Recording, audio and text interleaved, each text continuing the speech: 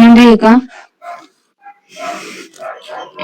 Sir அடுத்தது Sadhana Diwas Kumaresan sir அவங்க பேசுங்க சார். வணக்கம். சாதனை நாள் ஏக்நாத் ரானடேயின் பிறந்த நாளில் நாம் கொண்டாடுகிறோம். ஏக்நாத் ரானடேயின் பரிணாமம் என்பது நம்ம எளிய முறையில் மூன்று வார்த்தைகளில் கூறலாம். அவர் தொண்டர், அவர் தொண்டு உள்ளம் கொண்டவர், அவர் ஒரு தொண்டு நிறுவனத்தை நிறுவியவர் என்ற 3 வகையில் அவருடைய சாதனையை நாம் பார்க்கலாம்.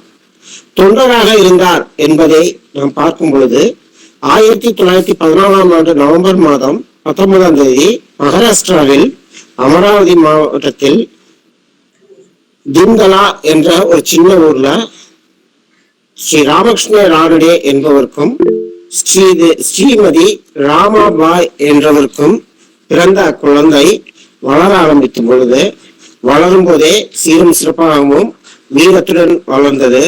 ஒரு குழந்தையை காப்பாற்ற வேண்டும் என்பதற்காக ஓடி வரும் குதிரையிலிருந்து காப்பாற்ற வேண்டும் என்பதற்காக மாடியிலிருந்து குதித்து அந்த குழந்தையை, மாடி என்பதும் உயரத்திலிருந்து குதிப்பதும் என்பதை கூட அறியாது, பயம் அறியாது குதித்து அந்த குழந்தையை காப்பாற்றக்கூடிய ஒரு தன்னம்பிக்கை அவரிடம் இருந்தது.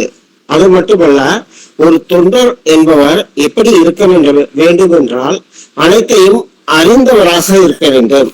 அவர் ஒரு ஹிஸ்லாப் என்ற கல்லூரியில பட்டப்படிப்பு மேற்கொள்கிறார். அப்படி பட்டப்படிப்பு மேற்கொள்ளும் போது அந்த இதில் இருக்கக்கூடிய ஒரு கிறிஸ்தவ மத போதகர் கிறிஸ்துவை பற்றி பாடம் எடுக்கும் பொழுது ஹிந்துவை குறை சொல்வார். அப்பொழுது ஏக்நாத்ஜியை அவரை எதிர்க்க வேண்டும் அல்லது அனைவருக்கும் புரிய வைக்க வேண்டும் என்பதற்காக அவர் பல விஷயங்களை, உபநிடதங்கள், கீதை, சுவாமி விவேகானந்தரின் நூல்கள், லோகமானிய திலகரின் நூல்கள் இவற்றை கற்றுக்கொண்டார். சோ ஒரு விஷயத்தை ஒரு தொண்டர் தெரிந்து கொள்ள வேண்டும், ஒரு தொண்டராக இருக்க வேண்டுமானால் அவர் தொண்டரானவர் பல விஷயங்களையும் தான் கற்றறிதல் வேண்டும் என்பதற்காக இவற்றையும் செய்து அவர் ஒரு தொண்டராக ஆரம்பித்தார். அவர் என்ன சொன்னார், ராஷ்டிரிய சேவா சங்கத்துல அவர் ஒரு சேவகனா சேர்ந்து தொண்டாற்றி வந்தார். பின்பு தொண்டு உள்ளம் என்பது எப்படி நம்ம எடுத்துக்கொள்ளலாம் என்றால், வங்கதேசத்தில் பிரிவினைவாதம் வந்த பொழுது அங்கிருந்த மக்கள்கள் அகதிகளாக இங்கு வந்தார்கள். அப்படி அகதிகளாக வந்த மக்களை அவர் என்ன செய்தார்னா, அவர்களுக்கு உடை மற்றும் எல்லா வசதிகளையும் செய்து கொடுக்க வேண்டும் என்பதற்காக ஒரு அமைப்பை நிறுவினார். அப்ப அந்த அமைப்பு என்பது சிறிது வழங்கப்படும் அமைப்பாக இருக்கக்கூடாது என்பதற்காக, இவை மற்றவருடன் ஒப்பிட்டு இருக்க வேண்டாம் என்பதற்காக அப்பொழுதே அவருடைய மனத்தில் ஏற்பட்டதினால் அந்த அமைப்பை மிகவும் உறுதியான ஒரு அமைப்பாக மாற்றினார். அரசுகளாலும் மற்றவர்களாலும் ஏற்படுத்தப்பட்ட அந்த அமைப்புகள் எல்லாம் சிதைந்து போனாலும் அந்த அமைப்பு வேறு பேரில் இன்றும் கூட வேறு சேவைகளை செய்து கொடுக்கப்படுவதற்கு நிரந்தர அமைப்பாக அவர் உருவாக்கி விட்டு வந்தார். பல வருடங்கள் அங்கிருந்து அந்த பணியை மேற்கொண்டார்.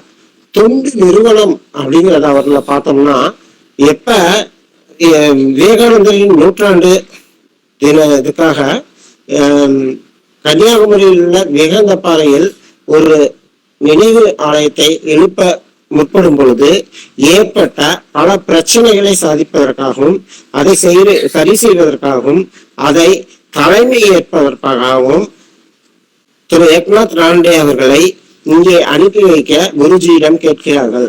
அப்ப குருஜி ஏக்நாத் ரானடே இங்கே அனுப்பி வைப்பதற்காக அவரிடம் கேட்ட பொழுது அவர் நன்கு சிந்தனையுடன் நன்றாக யோசித்து இந்த பொறுப்பை எடுக்கும் பொழுது எதிர்கால யூகமாக இது நல்லபடியா இருக்கணும் அப்படிங்கிறதுக்காக அவரிடம் சில சுதந்திரங்களை கேட்கிறார். இது தனிப்பட்ட அமைப்பு நிறுவனமாக செயல்படுவதற்கு எனக்கு அனுமதி தர வேண்டும் என்று கேட்கிறார். அவர்களும் அனுமதி வழங்குகிறார்கள். அவர் இங்கு வருகிறார். இந்த அமைப்பை ஏற்படுத்தும் பொழுது ஏற்பட்ட அரசியல் பிரச்சனைகள் தமிழ்நாட்டில் உள்ளவங்களும் சரி, இந்திய அளவிலும் சரி, மத அளவிலும் சரி, பல்வேறு விதமான எதிர்ப்புகள் அவரை சூழ்ந்தன. ஆனால் அவர் அதை பற்றி கவலைப்படாமல் அனைத்தையும் விவேகானந்தர் கூறியது போல் சிங்கமெனவும் விவேகமாகவும் சிங்கம் போன்ற தைரியத்துடனும் விவேகத்துடனும் அணுகி இதை முறையாக செய்ய வேண்டும். அதாவது இதற்கு அனுமதி வாங்குவதற்காக என்ன செய்யறாருன்னா, ஒரு பார்லிமெண்ட்ல இருக்க மெஜாரிட்டியா இருக்கக்கூடிய அத்தனை பேருக்கு கையெழுத்து வாங்குறாரு. வாங்கிட்டு போய் பிரதமர்கிட்ட கொடுக்குறாரு. அந்த தைரியம், சிங்கமான தைரியம், எல்லாத்தையும் கையெழுத்து வாங்கக்கூடிய தைரியம் அத்தனையும் வாங்கிட்டு போய் முறையாக அதையும் சட்ட ரீதியாக முறையாக அதை சமர்ப்பித்து அனுமதி வாங்கி இங்கே கட்ட வர்றாரு. கட்ட வரும்பொழுது கூட அவங்களுடைய எஸ்டிமேட் எவ்வளவுன்னா ஜஸ்ட் 36,000 சார். ஆனா அவர் அதை பத்தி இல்லாம அதை பெரிய அளவில் செய்ய வேண்டும் 1 கோடிக்கு மேலாக, அப்ப 1 கோடிக்கு மேலாக திட்டமிடுகிறார்.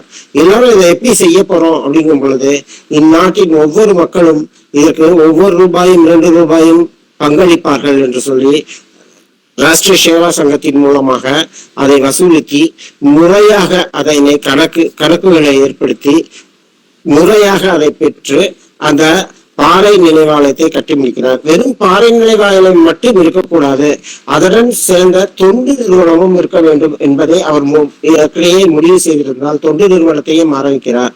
அந்த தொண்டு நிறுவனமும் எப்படி இருக்க வேண்டும் என்பதை அவர் முடிவு செய்கிறார். அதாவது துறவுரம் மேற்கொள்ளாத துறவு அல்லாத தொண்டர்களை கொண்டு அந்த தொண்டு பணியை விவேகானந்தர் விரும்பியதை போல செய்ய வேண்டும்.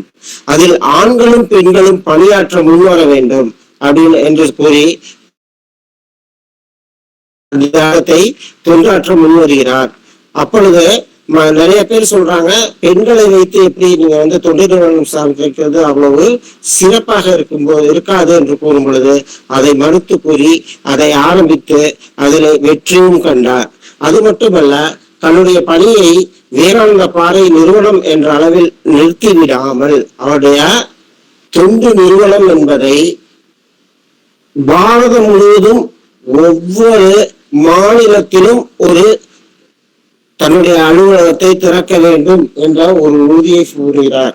அவ்வாறு உறுதியை பூண்டு எல்லா இடங்களிலும் அவர் இறப்பதற்கு முன்பாக பல மாவட்டங்களில் அவர் தன்னுடைய பணியினை முடித்து எல்லா இடத்திலுமே பல கிளைகளை அவர் திறக்கிறார்.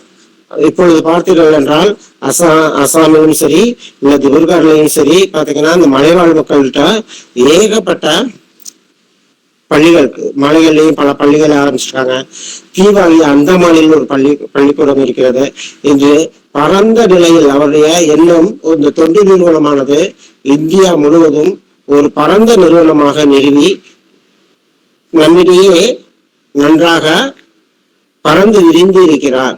இன்றும் அவருடைய செயலும் எல்லா விதமான கேந்திர தொண்டர்களிடமும் அவருடைய வாலண்டியர்ஸ்லையும் அவருடைய உள்ளமும் செயலும் குடிகொண்டு எல்லாத்தையும் செயல்படுத்தி கொண்டிருக்கிறது. அந்த புனிதமான ஆத்மாவை இன்றைய தினம் நாம் நினைவு கொண்டு நாம் எழுதிடுவோமாக. நன்றி.